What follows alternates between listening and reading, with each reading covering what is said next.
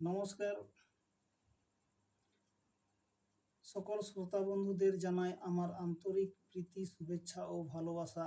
আমি আজকে আপনাদের সামনে সাঁওতালদের বিবাহ রীতি প্রথা নিয়ে আলোচনা করব। তো সকল শ্রোতা বন্ধুদের জানাই এই ভিডিওকে স্কিপ না করে সম্পূর্ণটি দেখবেন। এই সাঁওতালদের বিবাহ রীতি প্রথা আলোচনার পূর্বে দু এক কথা বলা প্রয়োজন বা জানা দরকার আছে এই সাঁওতাল জাতি কে বা কারা। তো এখানে আমি বলছি যে সাঁওতাল জাতি বা সাঁওতালদের পূর্বপুরুষকে সৃষ্টি করেন স্বয়ং সৃষ্টিকর্তা। ইনি ছিলেন মারাংবুরু, যিনি স্বর্গ মর্ত্য পাতাল এই ত্রিলোককে সৃষ্টি করেছিলেন।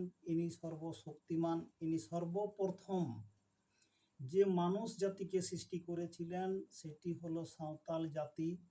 এই জন্য সাঁওতাল জাতিকে বলা হয় আদিবাসী বা আদিম আদিবাসী। তো সাঁওতালরা দেবতাকে বা ঈশ্বরকে বঙ্গা বলে ডেকে থাকেন বা মেনে চলেন। তো যেহেতু সাঁওতাল জাতি এরা ঈশ্বরের পুত্র বা ঈশ্বর এদেরকে সৃষ্টি করেছিলেন, তাই এরা দেব বংশ বা দেবতার অংশ। এই জন্যে সাঁওতাল জাতিকে বঙ্গা বলা হয়। তো এই সাঁওতাল জাতি যেহেতু দেবতার অংশ বা দেবতার বংশ, তাহলে এদের বিবাহ নিয়ম কানুন বা রীতি প্রথা কেমন হওয়া প্রয়োজন? অবশ্যই যেহেতু সাঁওতাল জাতি দেবতার অংশ, দেবতার বংশ, তাহলে এদের বিবাহ প্রথা বা বিবাহ রীতি অবশ্যই দেবদেবীর মতোই হওয়া প্রয়োজন আছে বা হয়ে থাকে। তো এখানে দেখুন, সবাই দেখেছেন, হয়তো বুঝতে একটুকু ভুল ত্রুটি হয়ে আছে। তো এবার এখানে দেখুন যে ডালি বা দড়ুয়ো, সাঁওতালদের ভাষাতে ডালিকে দড়ুয়ো বলা হয়ে থাকে, যেটা বাঙালিরা বরণ ডালা বলে থাকেন। তো সেই বরণ ডালা কেবলমাত্র বরণ ডালা কি ডালা কেবলমাত্র যেখানে মূর্তি পূজা বা কোনো দেবদেবীর পূজা হয়ে থাকে সেখানে ওই দেবদেবীর জন্যেই, দেবতার জন্যেই ওই ডালি ব্যবহার করা হয়। অন্যথায় অন্য কেউ ব্যবহার করতে পারে না। কিন্তু সাঁওতাল জাতির বিবাহ সমতে সেই ডালি বা দড়ুয়ো ব্যবহার করা হয়। একমাত্র এই ডালি ব্যবহৃত হয় সাঁওতালদের বিবাহ সময় আর দেবতার পুজোর সময়। এছাড়া কেউ ব্যবহার করতে পারে না বা কোনো জায়গাতে ব্যবহার করা সম্ভব নয়। যেহেতু সাঁওতাল দেবতার বংশধর, যেহেতু সাঁওতাল দেবতার এক অংশ, অতএব এদের কালচার, এদের রীতি, এদের প্রথা অবশ্যই দেবতার মতোই হওয়া প্রয়োজন আছে। এই জন্যে দড়ুয়োর উপরে বা ডালির উপরে এই সাঁওতাল জাতির বিবাহ সম্পূর্ণ হয়। তো বিবাহ কে যেমন হিন্দু জাতিরা বিবাহকে যেমন বলে থাকেন যে 7 পাকে বাঁধাকে এক শুভ বিবাহ, সেই রকম সাঁওতালরা বা সাঁওতাল সমাজ, সাঁওতাল বংশধররা বলে থাকেন যে 7 সিঁদরে হলো সার সাগুন বাপলা বা শুভ বিবাহ। তো 7 সিঁদরে এই কথাটি অবশ্যই জানা প্রয়োজন আছে।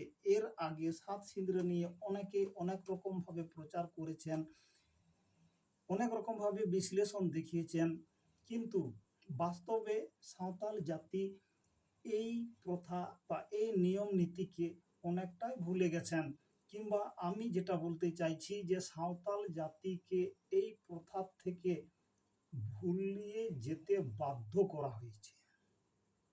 কারণ সাঁওতাল জাতি যখন এই ভারতবর্ষে জন্মেছিলেন তখন থেকে মোটামুটি 1947 সাল পর্যন্ত কারো না কারো অধীনে নির্যাতিত, শোষিত, নিপীড়িত, অত্যাচারিত হয়ে চলে এসেছে। আজ 1947 সাল পর থেকে সাঁওতাল নিজেদের মতো করে চলে আসছে বা নিজেদের স্বাধীনতা পেয়েছে। কিন্তু স্বাধীনতা পেলেও ওই যে এত হাজার বছর ধরে মোটামুটি যেমন করেই ধরুন, তো যখন থেকে লেখা হয়েছে তখন থেকে মানে লেখা প্রচলিত হয়েছে তখন থেকে যদি হিসাব করা হয় তাহলে ধরে রাখতে পারেন আজ থেকে প্রায় 10,000 বছর 10,000 বছর পর্যন্ত সাঁওতালদের রীতি প্রথাকে ভুলিয়ে দেওয়া হয়েছিল। অতএব এই প্রথা থেকে তারা বঞ্চিত হয়েছে। আর এর বিশ্লেষণ করতে এখন সমস্যা বা সঠিক পথ বা সঠিক পদ্ধতিকে বেছে নিতে তাদের একটু হলেও অসুবিধা হচ্ছে। তাই আমি আসল তথ্য বা আসল সিঁদুরে মানে সাত সিঁদুরের যে আসল জায়গা বা আসল জিনিসটা কি সেটাই আপনাদের সামনে তুলে ধরছি। অবশ্যই মন দিয়ে শুনবেন, আমার ভিডিওকে ধৈর্য ধরে দেখবেন। এই সাত সিঁদুরে হলো সাতটি দেবতাকে পুজো দেওয়ার পর সাঁওতাল সমাজের বিবাহটি সম্পূর্ণ হয় বলেই এই সাত পুজোকে বলা হয় সাত সিঁদুর। 7 রকমের পুজো বিবাহ যেদিন শুরু হয় সেদিন থেকে শেষ পর্যন্ত 7 দেবতাকে পুজো দেওয়ার পর সাঁওতাল বিবাহ সম্পূর্ণ হয়, একেই বলা হয় সাত সিঁদুর। তো এখানে সমস্ত সাঁওতাল বন্ধু জানেন, বুঝেন, দেখেন, কিন্তু আসল তথ্যটি সম্পূর্ণই ভুলে গেছেন। কারণ আমি বলতে চাইছি সাঁওতালদের একটি চলতি ভাষা প্রচলিত আছে, যে ভাষাটি বা যে কথাটি সবাই জানে কিন্তু সেইটি বিশ্লেষণ করতে একটু হলেও অসুবিধা হয়। তো কথাটি কি? আমাদের সাঁওতাল ভাষায় কথাটি হলো যে মারাং বুরুই হরলেট ডাহারলেট জাহের এরায় সারলেট সাগুনলেট মᱬᱮ ᱠᱚᱠᱚ ᱥᱟᱹᱠᱷᱤᱞᱮᱫ ᱥᱚᱵᱷᱟᱞᱮᱫ তবে আᱹᱱᱤᱡ ᱦᱩᱭ ᱠᱟᱱᱟ ᱱᱚᱣᱟ সার সাগুন বাপলা। কথাটির মানে এই দাঁড়ায় যে সৃষ্টিকর্তা মারাং বুরু নিজে সূচনা করেন বা নিজে পথ দেখিয়েছিলেন এই বিবাহর। জাহের এরা ইনি মত দিয়েছিলেন এই বিবাহতে এবং 'মᱬে কো তুরুই কো তারা সাক্ষী এবং সভাটাকে সাফল্যমণ্ডিত করেছিলেন। এই হলো সাত সিঁদুরে বা সাগুন বাপলার মূল কথা। এটি সবাই জানে, সমস্ত সাঁওতাল জাতি বা সমস্ত সাঁওতাল বন্ধু সবাই জানে। কিন্তু এই বিবাহ যে বাস্তবিক দেবদেবীর থেকে সৃষ্টি, দেবতা দেবদেবীকে বিবাহতে ব্যবহার করা হইয়াছিল বা তারাই এই রাস্তাকে দেখিয়েছিলেন, এটি অনেকেই ভুলে গেছেন। তো এখানে আমরা ওই কথা বা ওই প্রথা অনুসরণ করে এখনো এই সাঁওতাল জাতি বিবাহ করে চলছে। কিন্তু তবুও অনেকখানি তারা ভুলেই গেছে। কিরকম? যে আমরা যে 7 রকমের পুজো করি বা 7 দেবতাকে পুজো করি এই কথাটা ভুলেই গেছেন। তারা ভাবেন যে 7 সিঁদুরে সম্ভবত 7 রকমের বিবাহ হয়ে থাকে। কিন্তু বাস্তবে 7 রকমের বিবাহ কখনোই হয় না। মাথা একটি, স্মৃতি একটি, সিঁদুর একবারে ওই জায়গাতে পড়ে, তাহলে কখন 7 রকমের বিবাহ হয় বলুন? এটা কি সম্ভব? কখনোই না। কিন্তু এটা বাস্তব যে 7 রকমের পুজো হওয়া সম্ভব। এখানে প্রথমে দেখুন যেহেতু মারাং বুরু সূচনা করেছিলেন, তাহলে বিবাহ প্রথম হয়েছিল জাহের থান বা জাহের বুটোতে। তো এই জন্যে এখনো পর্যন্ত আমাদের সাঁওতাল চলতি প্রথাতে বিবাহ যখন অনুষ্ঠিত হয়, সেই বিবাহ মণ্ডপ বা বিবাহ উঠোনে আমরা জাহির থানকে 2-3 দিনের জন্য প্রতিষ্ঠা করি, যার নাম হয় মান্ডওয়া। এই মান্ডওয়ার মধ্যে মান্ডওয়া প্রতিষ্ঠা করার পর গ্রামের প্রধান বা গ্রামের পূজারী নাইকি হর প্রথম পুজো দেন মারাং বুরু আর জাহের এরার নামে। মারাং বুরু আর জাহের এরার নামে প্রথম পুজো দেন। একে বলা হয় পৈলে সিঁদরে বা প্রথম সিঁদরে। দ্বিতীয় সিঁদরে। সিঁদরে কথাটি আমাদের সাঁওতাল প্রচলিত ভাষা। এটি বাংলাতে বলা হয় সিঁদুর দান বা পুজো দেওয়া। দ্বিতীয় সিঁদরে, যেখানে জোড়া ঘট কেন, যে মারাং বুরু জাহের এরা পুজো দেবার পর এখানে মড়েকু তুরুইকুর কথা বলা হইয়াছে, অতএব ওই মড়েকু তুরুইকুর নামে জোড়া ঘটে পুজো দেওয়া হয়। যেহেতু মানব সৃষ্টি হয় সমুদ্রের মধ্যে, মানে জলের উপরে, এই জন্যে বিবাহর আগে সাঁওতাল সমাজ আবার জলকেও পুজো দেয় বা জলকেও বিবাহ সময়তে পুজো দেয়। এই হলো 3 নাম্বার সিঁদরে বা 3 নাম্বার পুজো। 4 নাম্বার, যেহেতু আমরা বসবাস করি এই ধাত্রী মাতার উপর বা এই বসমতা বা এই পৃথিবীর উপর, অতএব এই ধাত্রী মাতার নামে আর এক পুজো দেওয়া হয়। এই জন্য এই পুজোকে বলা হয় 4 নাম্বার পুজো। 5 নাম্বার সিঁদুর দান দেওয়া হয় দড়ুয়ে বা ডালির উপরে নববধূর স্মৃতিতে। এটা এক দেবীকে পুজো দেওয়া হচ্ছে, কারণ এই দড়ুয়ে বা এই ডালি কখনোই মানুষ ব্যবহার করতে পারে না, সেই জন্যে এখানে দেবীকে সিঁদুর দান বা দেবীকে পুজো দেওয়া হচ্ছে। 5 নাম্বার সিঁদরে এই হলো। 6 নাম্বার সিঁদরে হয় যেটা হাতের লৌহ বলে সবাই পরিচিত বা সবাই চেনে জানে। সেখানেও ওই হাতের লৌহর উপরে স্বর্গের এক দেবতাকে স্মরণ করে বা দেবতার নাম করে সেখানে সিঁদুর দান দেওয়া হয়। এই হলো 6 বা 6 নম্বর সিঁদরে। 7 নাম্বার সিঁদরে হচ্ছে পুকুর ঘাটে নামার পূর্বে যেখানে একটি পুজো দেওয়া হয়, সেই পুজোই হচ্ছে বিবাহর 7ম সিঁদরে বা 7ম পুজো বা 7 সিঁদরের সমাপ্ত পুজো। কেনে বললাম যে দড়ুয়ের উপর বা ডালির উপর যে দেবী কন্যাকে সিঁদুর দান দেওয়া হয় বা পুজো দেওয়া হয়, এর অর্থ সাঁওতালদের বিবাহ এত সহজ বা এত সরলভাবে বোঝা যায় না। এখানে যতদিন বিবাহ চলছে, যতদিন ওই নতুন কন্যা বা নতুন বর হলুদ বস্ত্র পরিধান অবস্থায় থাকবে, ততদিন এই দুজন দেবীর ন্যায় আচরণ করে থাকেন।